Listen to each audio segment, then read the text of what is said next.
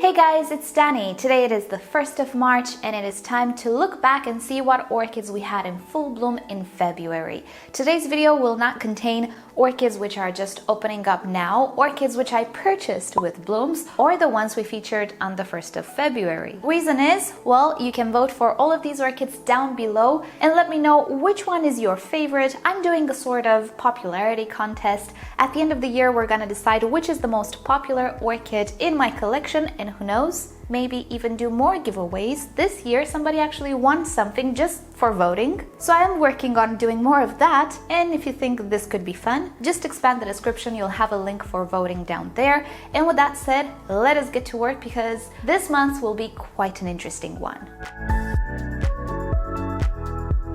First off, we have yet another Paphiopedilum opening up. This is a Modier type, it's an Alba variety, and this is actually the climber Paphiopedilum. Do you remember him? Probably not.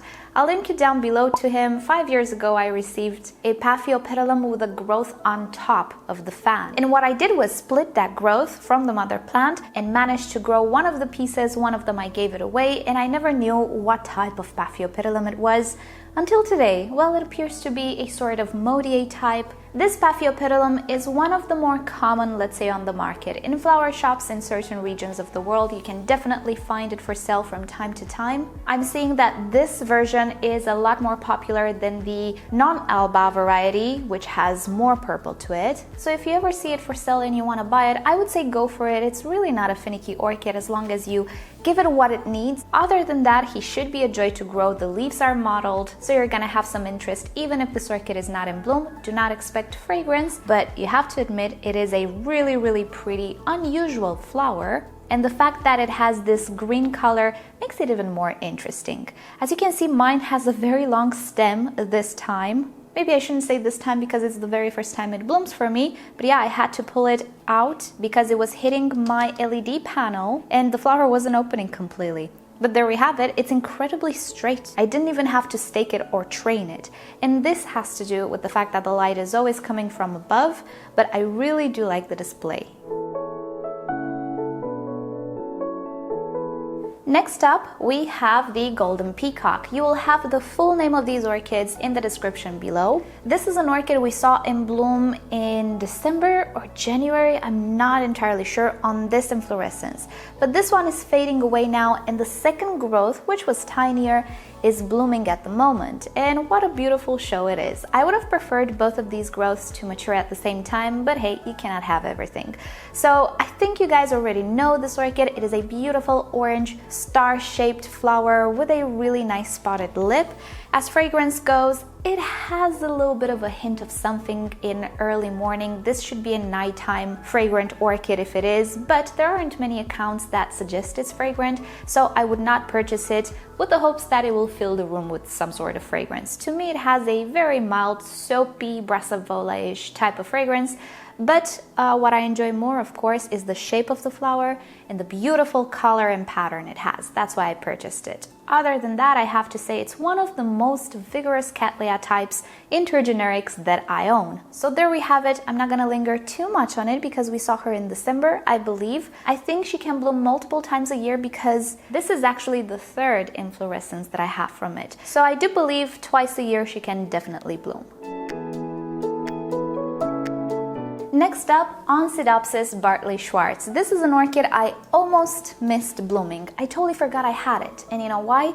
I had another variety of this one, which now I need to find, which I lost. It's the white variety, which looks identical pseudobulb and leaf-wise, but the flowers have a lot more white. So one of the two I lost a while back, and I wasn't sure which one of them. I think I was convinced that I lost this one, but nope.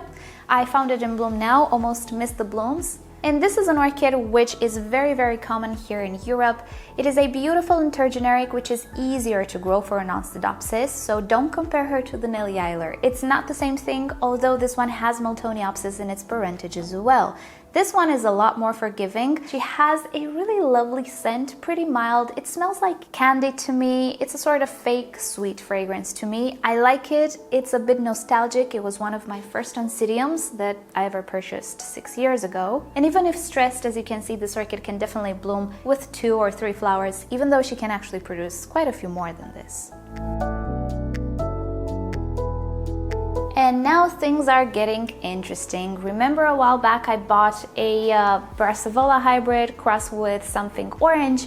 Well, this is her. She has a really long name. It's a hybrid name. It's a Brassavola flagellaris crossed with a Cattleya cross, so please check the description for the full name. I was hoping to obtain something like a Brassavola shape with orange colors. That's not what I got, but I think I got something so much better. Just look at it. I am in awe, really.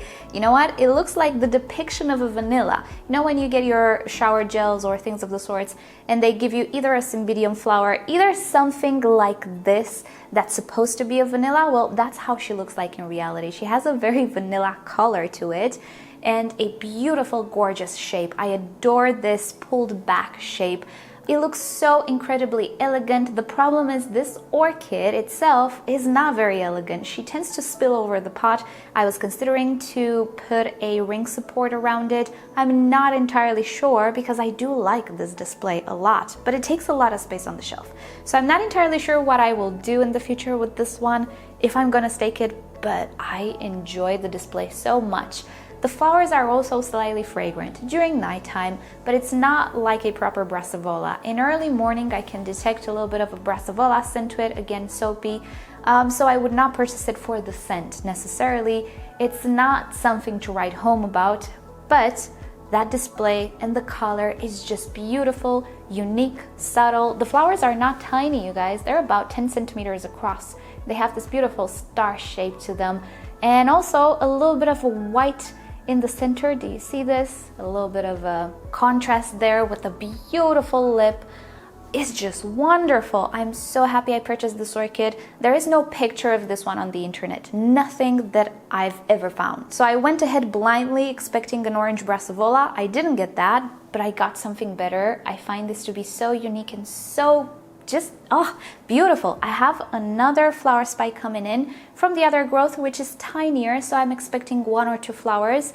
But yeah, I'm so happy with this orchid. I just don't know what to do about the display, about the orchid. She's just spilling over the pot, which is, you know, nice in itself.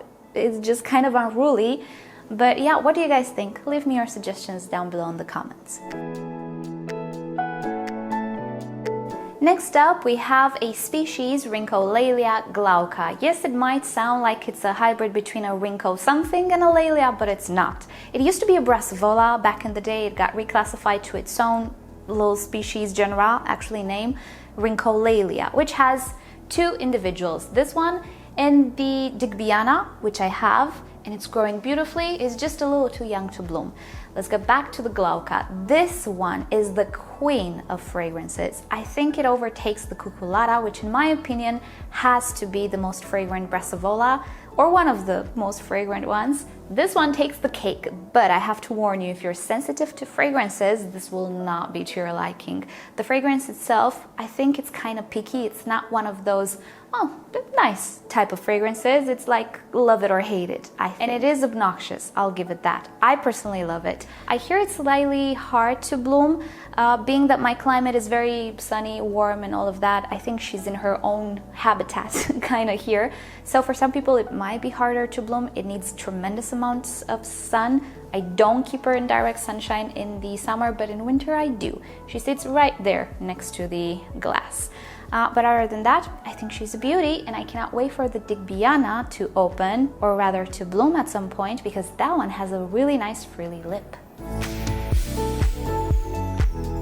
Next up, we have one of my oldest orchids. This is the Cattleya Hawaiian Splash Lea, and isn't she a beauty? This orchid blooms so much better in lower temperatures because she has some Sophronites in its parentage. Currently, Sophronites doesn't exist anymore, it's Cattleya, so you wouldn't know if you don't know about the existence of Sophronites, which kind of sucks. Knowing older names actually gives you some insight in how hybrids will behave. This one blooms with much better colors in the winter time. She's not such a hot grower, such a light lover like other Cattleyas. I keep her always in the growth space, not outside. She can spot a lot, she can get very red. She doesn't appreciate all that much light, but when it's cold, she rewards me with the most beautiful flowers ever.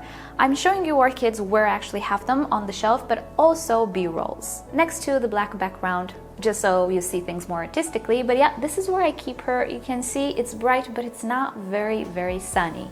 That's how she likes it. This orchid does not have a fragrance, but for those of you who already know my channel for a while, she's a classic. She's a medium-sized orchid with tiny flowers. She can produce multiple flowers. She can bloom also multiple times a year. But if she blooms in hot seasons, I discovered the colors are really not as vivid, as bright. The yellow can completely be lacking. You're gonna have some splashes of white, but in the winter or colder seasons, oh my, she's wonderful. Next up, the Dendrobium baryota. You want to hear something funny? I actually found this orchid for sale quite a lot this year in flower shops and garden centers, and you know what? It had a tag with the correct name. How about that? So there we have it. The baryota is becoming a very popular orchid in flower shops, and that's a good thing because it is the equivalent of the Kingianum without the messy trial and error blooming situation. The Kingianum, which is one of its parents, needs a cool down in the winter, which sometimes needs to be quite abrupt. Well, the baryota, not so much. If you can actually stop fertilizing it and provide a little bit of a cool down, but not a whole lot, I think you can bloom this orchid in a home without much issue. And as you can see, this orchid is very, very floriferous, and they smell really nice like honey. It only blooms once a year, sadly, because it did inherit from the Kingianum this blooming cycle. It needs to grow in the warmer seasons, and then it blooms in the colder seasons. So it does still inherit that trait, but I really don't think it's hard to bloom this orchid. So if you see it for sale in the flower shops, get it. I don't think you'll regret it. It's just wonderful. Just be careful with spider mites. It is a spider mite magnet, pretty much like nothing else. Next up, sadly, a no-ID Cattleya, and what a wonderful and beautiful Cattleya it is. We're just gonna name her the Golden Cattleya with the red lip. That's how you'll find her down below in the description and in the poll. There have been some IDs thrown around about this one, but it's none of those. There is one orchid which has these colors, very popular one. I'm missing the name right now. It's not that one, you guys. She has a really weird shape to it. The sepals are pulled back, the petals are pulled forward, and the lip looks like it's coming from a different orchid altogether. It's a wonderful contrast. Now the fragrance. It's a little spicy, and when I say that I mean peppery, which again is something you don't usually find with Cattleyas. So I absolutely adore her. This is the second time it's blooming for me on a much better display. I received this orchid about 2 years ago or 2.5 years from one of my lovely viewers. So here she is. If you know you sent it to me, I think it's from Priscilla. Thank you so much. I adore it. It's just wonderful. So yeah, I'm pretty sad we don't have an ID for it, but at some point I will find it, the correct one, not the one that looks like her. So when I do, I will definitely let you guys know. Next up, we have the winner of 2 years ago. This is the Mamurubola Frances Fox, one of my absolute favorite orchids. This orchid has the most beautiful colors I've ever seen on an orchid, all jammed together with some really wild spotting. We have purples, we have orange, we have yellow. Everything looks very rusty and just wild. The only thing with this orchid that I kind of dislike is the flower arrangement. If you're gonna Google this orchid, you're gonna see some other specimens doing the very same thing. It's a little unruly, a little untidy when it comes to bloom display. So the flowers just go wherever they want and face whatever direction they want, coupled with the fact that the petals and sepals are a little curly, and again, they take a really weird shape. It kind of adds to the display. I don't mind it, but I would like the flowers to just face the same direction. It's never happened, and I don't think it will ever happen. I think this is just how the orchid is, but oh my, that flower is just wonderful. Bonus, it is actually fragrant during nighttime. It smells like a Brassavola to me. It does have Brassavola in its parentage, so I'm not surprised. Isn't she just gorgeous? I'm surprised that she did not win last year's contest. Last year was won by the Vanagara, but hey, what to do? We need some diversity, right? Anyway, if you like her, definitely vote for her down below in the description. Next to her, we have another crowd favorite. This is the Cat Lea or Cattlianthe. I'm not sure about the name. You're gonna have it in the description anyway. Gold Digger. This is an older orchid in my collection, and you guys have always loved it. It's a wonderful golden color, proper orangey yellow color with a beautiful red burgundy spotting on the lip. This orchid is wonderful because it smells like oranges. Very faintly though, but it is one of my favorite fragrances, orange. It's a daytime fragrant orchid. She will release most of its fragrance in the sun. This is quite a big orchid. She's a bifoliate, takes up a lot of space for the flowers that she produces. She can produce a bigger cluster than this, but the flowers are now very, very big. So you really have to love this orchid to own it because she will take up quite a lot of space. She's a very old orchid in my collection. She's been through a lot. She's been through the move, through the fusarium, through the everything. She doesn't have fusarium actually. So she's a very strong orchid. She only blooms once a year, I think, I feel like. I'm not sure if I had her in bloom multiple times a year, but yeah. I just love her. I could never part ways with it, no matter how much space she takes on the shelf. And on the same shelf, I didn't arrange this, but it's how it happened. We have another Cattleya in bloom. This is the Purple Cascade that I got last year from Schroeder, in bloom on the second growth. This is a very nice surprise. We had this orchid in bloom, I think in December or January again, but now it's the other growth which is blooming. The display, again, not the most tidy of displays. The flowers can face each whatever way they want, but this orchid is a cluster bloomer, so you'll have multiple blooms at the same time. The fragrance is absolutely fantastic. Now, first, when they bloom in the first few days, they kind of smell like lilies to me, to my nose, which is a typical Cattleya fragrance in my opinion, but then they change to this beautiful citronella citrus type of thing, which I absolutely adore, coupled with a little bit of rose hints. Just wonderful. I love how this orchid smells like. Not a space saver. That's the only downside. She's a huge orchid actually, but you can keep it contained if you use a ring support or if you tie the pseudobulbs together. If you have a lot of space, I would definitely go for this orchid. Why not? Just look at it. But yeah, sadly, this is not a tiny Cattleya. In the display, the flower display is not tiny either. It can shoot up to the sky quite a lot, but again, if you have the space for it, go for it. It's wonderful, and I'm just in love with it. Next up, we have a newcomer. It's a Vandaceous orchid. This is the beautiful wrinkle stylist Gigantea, variety, I believe, Spots. I purchased it as variety pre. It does not look like it. That one looks more like a harlequin type of pattern. This one looks different. Some people say it looks like the Retusha or Retusa. This is one of those orchids which has so many variations on the market, so many colors that I just feel like purchasing more of them. She's not a very big orchid yet. She grows very, very slow, but she will get big at some point. That's okay, because it can bloom at very, very young stages, as you can see with mine. The fragrance though, I'm not a fan of it. Some people say it's beautiful, some people don't like it. Maybe it has to do with the variations as well, the variations of color. So I'm curious to see if other Giganteas will smell different. I will make sure to let you guys know when those bloom, how the smell compares. But yeah, for now, I'm just in love with the flowers, not so much the fragrance. It's borderline offensive to me. But I can get over it. It's not very, very, very strong, so it's okay. The vandas usually stay outside anyway, so I don't mind the fragrance. But there we have it. As an orchid, she's just wonderful. Next orchid, yes, the ingre, and this is the Vici, the only one which managed to mature its buds. And just look at that flower. It is impressive, but overall I'm pretty disappointed with the ingracums this year, not because of them or anything, but because of me and how I handled them. It is the very first time that I managed to bloom them. I figured out what they like. I did some mistakes. I left them in the rain. I shouldn't have done that. I left them too much in the sun. I shouldn't have done that. So they went through a bit of a roller coaster last year. I can see why the Sesquipedale dropped his buds and this guy only opened one bloom. You can also see I have some fungal spots there. It's where the sap was and I didn't remove it. I just let it be there. I should have removed it because it left some spots on the flower anyway. So I'm going to postpone the whole video with the ingracums, the Darwin orchid and all of that because I want to make it beautiful, and right now I'm not happy with what I did. But let's talk about the flower, right? It is a gorgeous, gorgeous flower. It has such a long spur.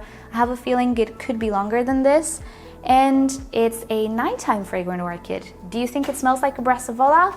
I thought so. I was wrong. It smells really, really nice. It's sweet, reminds me a bit of honeysuckle. It's not very powerful though. That might be due to the stress. And when I say stress, let me just show you. See that? I also have a leaf there which will not make it because she's way too burned. I have a lot of keikis and the orchid is pulling through. But yeah, my little trial and error last year led to quite a lot of sunburn. It's okay, she's gonna pull through, but yeah, it's about stress here.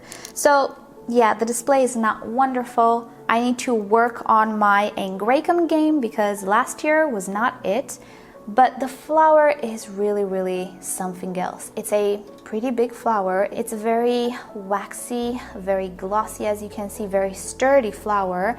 And it smells really beautiful, not very strong. And this actually I got from Habib, one of my viewers. He sent it to me because he said he didn't really like the fragrance, or he was a little bit let down by the fact that it's not very strong.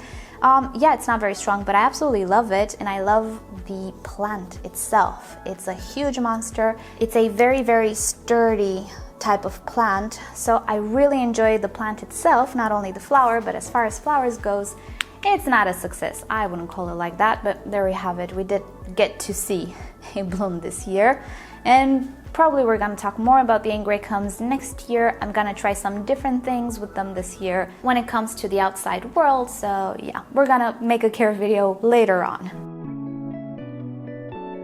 On a total opposite from the Ingracums, I actually did very good with the Dendrobium phalaenopsis last year. But if you remember, at some point we had this really freak storm that managed to really damage some of my orchids, including one of the Dendrobium phalaenopsis types, the polar fire, and that was my pride and joy. Well, he decided he wants to grow his flower spikes back, and here he is today in full bloom on 2 flower spikes on the canes he actually produced last year. Now, these flower spikes developed quite a lot slower because they were in the growth space during winter time. These orchids don't usually bloom during winter time, and now all of the others are actually in vegetative growth. This one decided to bloom because he lost his flower spikes. They're just not full potential. These are hot growers. They love summer, they don't like winter. In a winter, for me, they typically start new growth slowly but surely, bloom, and then they just go into this really rapid growth in the summer, or actually spring, and then summer is time to bloom. So I can definitely see a difference between the seasons. But yeah, with these guys, I'm actually having no issue at all in this climate. They absolutely enjoy it.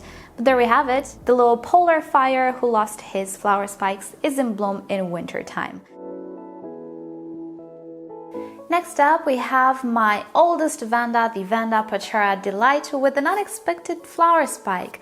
Usually this orchid does not bloom in the winter time for me. It actually waits until springtime, so this is pretty unusual, and the flower spike is not the greatest. So not sure what she was thinking, but anyway, what to do now. The Vanda Procatavola Delight looks very blue on this camera. I'm trying to mess around with the colors a little bit to show you a more realistic color. She's actually indigo, but with this type of color, many cameras do actually have some issues. So just keep in mind, it's not an ink blue orchid, but it is a very nice, vivid, saturated indigo color, and the lip is really, really, really dark. The Vanda Procatavola Delight is one of those very, very easy hybrids to grow. It's very popular, at least here in Europe, and I do believe it is the perfect vanda to start out with because she can actually bloom multiple times a year. I had her in bloom 3 times a year at most, so definitely the warmer the climate, the more blooming times it will have. Hopefully it's not going to be an issue for me because this winter was very bright but very cold at the same time, so the vandas were not fans of this winter.